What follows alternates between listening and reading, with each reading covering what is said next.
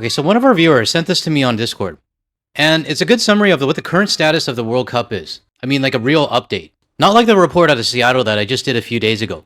We're there in the hopium phase, not the reality phase.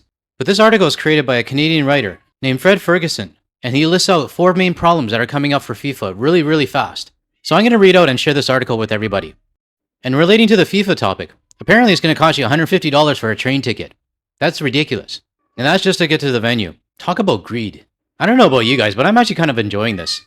Watching FIFA and all the corporations and all the rich people slowly pushing out the everyday fans that actually want to go and actually want to see the games. And in this report, they talked to a few fans, diehard World Cup fans, and unfortunately, they're not going to be able to go anymore.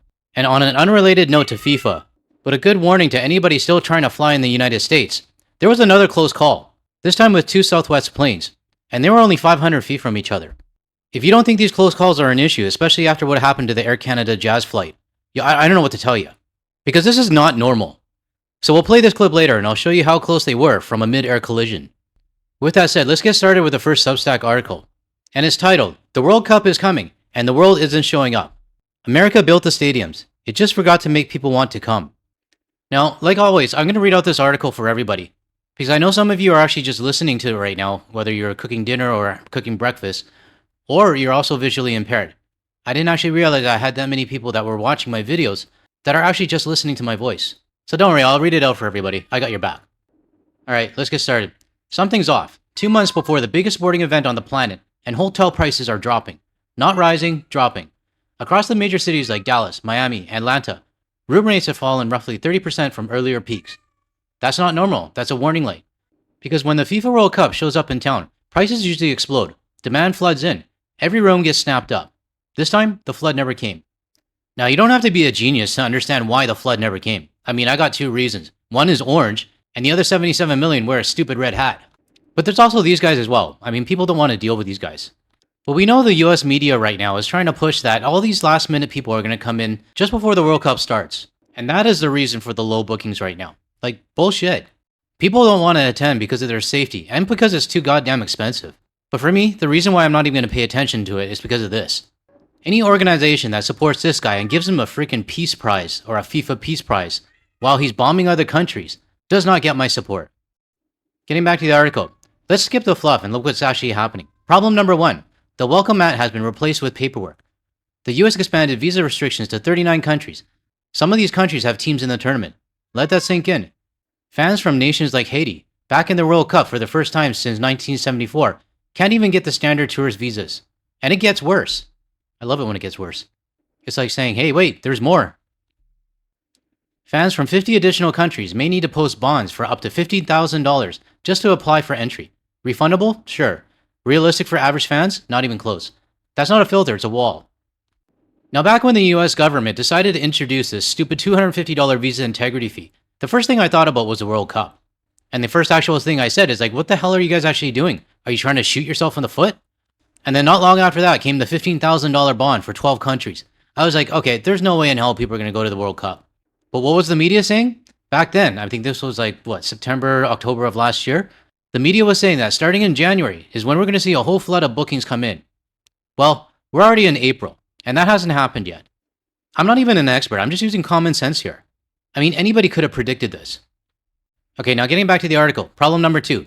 Even if you can get in, you're getting nickel and dime. Let's just say a fan jumps through the hoops. They land in the US. Now what?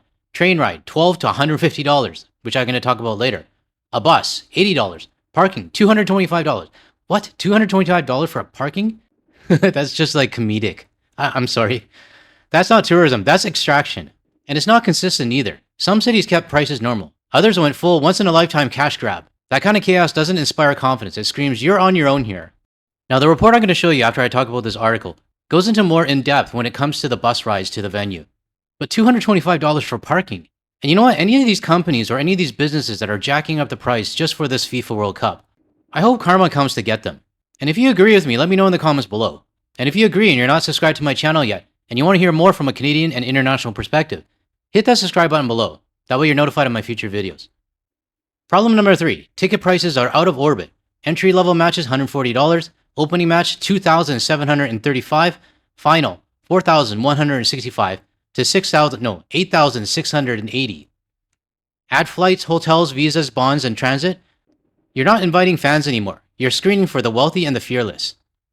You know, when it comes to the tickets, what I actually hope happens is that all these scalpers that are trying to jack up their prices, I hope they're stuck with a bunch of tickets when the World Cup starts. Problem number 4. Fear travels faster than marketing. This one's a killer. Reports of detentions, aggravated border checks, and humiliating questions have spread across fan communities. And once that perception sets in, game over. People don't want to argue with risks. They avoid it. You know who's avoiding it? Europe.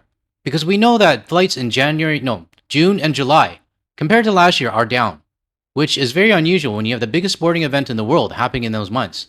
But I specifically like the headline on the right. Airfares to the US fall for World Cup 2026, which tells me that nobody wants them. But domestic prices soar, which tells me that anybody locally in the United States is going to cost them more. I used to have haters email me and say, good, we're glad the international people aren't coming because that's going to be more tickets for us. Well, you go ahead and have your bloated price tickets, your $225 parking fees, and now your more expensive domestic flights to get to the host city. So good luck with that. Now back to the article. Now look at the fallout. FIFA has already cut thousands of hotel rooms in multiple cities. Entire blocks of reserved rooms are being released back into the market. Seats are still available for matches that should be sold out. Not a minor adjustment, that's demands collapsing in real time. Like I said, car crash in slow motion. It's gonna happen. This was supposed to be a $30.5 billion party. That was a projected economic boost. Instead, cities have spent billions on infrastructure that are staring at half-full stadiums and empty floors. And here's the part that nobody wants to talk about out loud. It isn't a logistics problem, it's a reputation problem. I know the US media doesn't like talking about the reputation part, but I love talking about it. Hard power versus soft power, and the gap is showing. The US has the stadiums, the infrastructure, the money. That's hard power. But the soft power? That's something else entirely. It's trust, it's welcome. It's a feeling that you'll be treated fairly when you show up. Right now, the signal of that is weak. Or worse, negative. So a question for anybody watching this, you don't have to be from Canada to answer this question. Do you feel welcome when it comes to the United States? Hell, I don't even have to go to the United States and I feel unwelcomed. I just gotta look at my hater emails.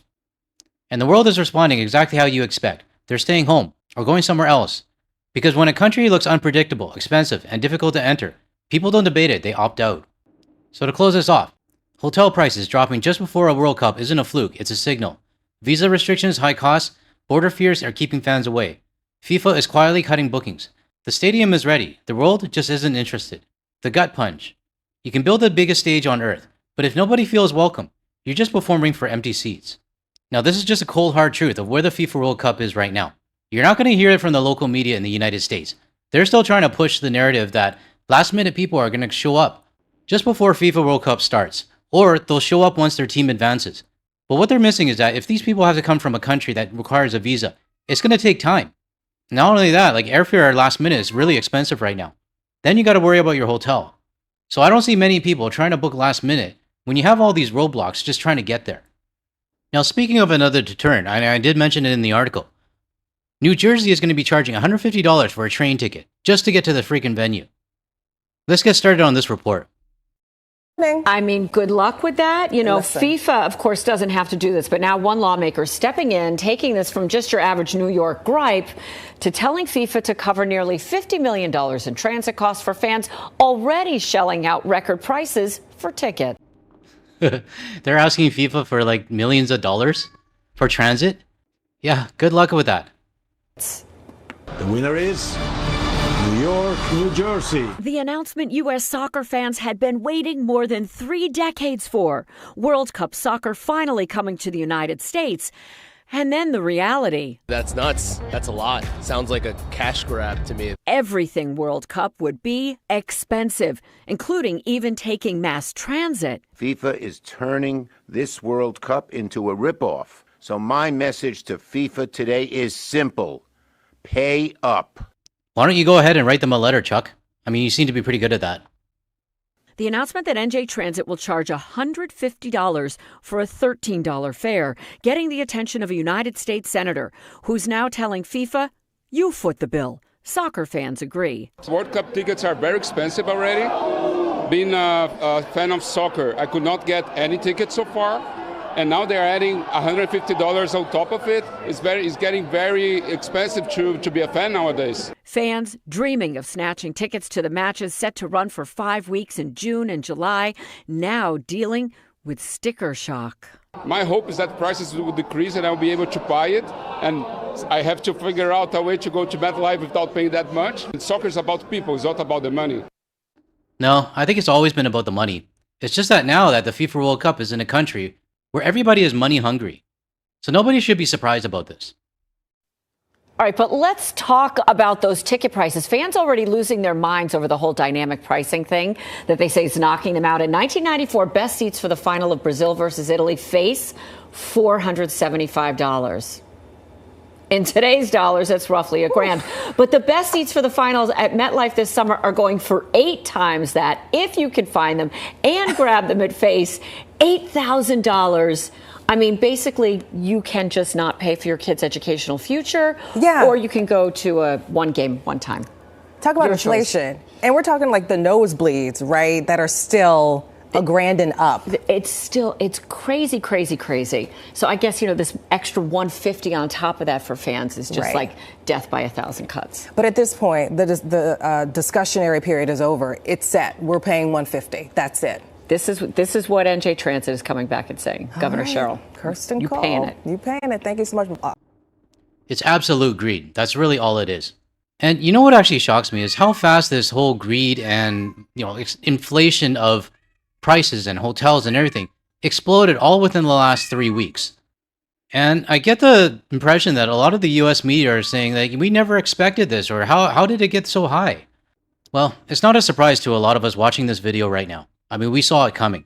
And my prediction, 2 weeks before the World Cup starts, these hotels and businesses that jacked up their prices are going to be starting to freak out. And they're going to be looking to point the blame at somebody. My guess, they're going to blame the high flight prices, obviously because of the orange idiot. And then they're going to say that the fans simply can't come to the United States because they can't afford to be in the United States. Something arrogant like that. That's my guess. So I guess we'll have to see. I mean, we're only about, a month and a half, a month and a bit more to kind of see if my prediction is correct. But I'm going to stick with my prediction. Now, I want to switch gears a little bit because there is another report that I do want to show. It's not related to FIFA, but it is another close call when it comes to the U.S. aviation industry. Let's take a look. Learned tonight of an alarming close call near Nashville. 2 separate passenger planes, both in the air, when both of their cockpit warning systems suddenly went off. Warning of an imminent collision. Pilots on both planes taking action. The planes coming within 500 feet of one another. Here's Gio Benitez. Tonight, we're learning pilots on 2 Southwest planes were forced to take evasive action after an air traffic controller positioned the planes on a direct collision course. Now, I don't care what anybody says, but this is not normal, and this is not safe. And this is becoming a weekly occurrence, because there's a few other close calls that I haven't even reported. All after the tragic incident that happened at LaGuardia. You would think after the tragic incident that happened at LaGuardia with the Air Canada Jazz flight, the FAA would be kind of like tightening down on all of this kind of stuff. You would think, right? But with all these incidents happening after the LaGuardia tragic crash, it's starting to become normalized. And nobody in the United States government or the FAA seems to give a shit. Southwest Flight 507 was preparing to land at Nashville International Airport Saturday, just as Southwest Flight 1152 was taking off, both planes packed with passengers. While on approach, Flight 507 executing a precautionary go-around because of the gusty winds, and you could hear the controller direct that plane to bank right. 507, turn right heading 110. Right turn heading 110, Southwest 507. That other Southwest Flight 1152, bound for Knoxville, was gaining altitude and now in the path of the other jet. Anti-collision alarms going off in both cockpits as the planes were moments away from a catastrophic mid-air collision. Now, I'm no aviation expert, but if the air traffic controller is telling you to bank right, while another plane is taking off, this sounds like, again, it might be another error from the air traffic controller. Now, was she handling 2 radio bands at the same time? I don't know.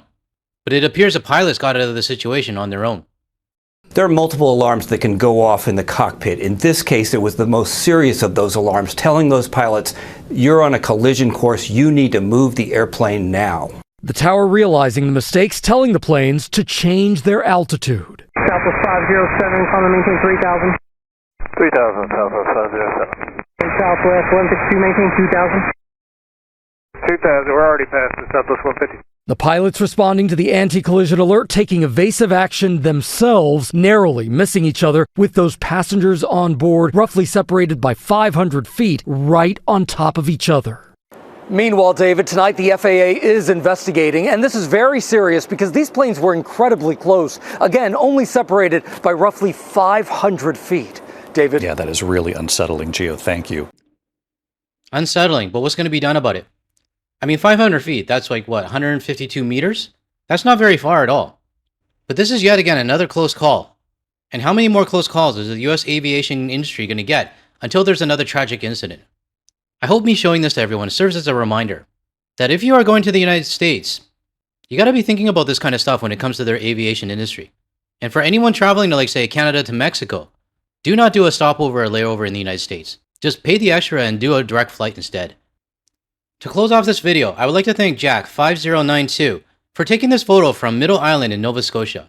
I know you posted this photo on the Guard the Leave page like 21 days ago, but I do appreciate you posting it and sharing with the community. And for anyone that wants to send me photos, whether it's by email or Blue Sky or Hey Cafe or even Discord, please make sure that the photo is in landscape mode, not portrait. If it's in portrait, I can't really use it. Alright, that's all I got for this video. If you found any value in anything I said today, or you want to hear more from a Canadian and international perspective without the US media bias, make sure you hit that like and subscribe button below.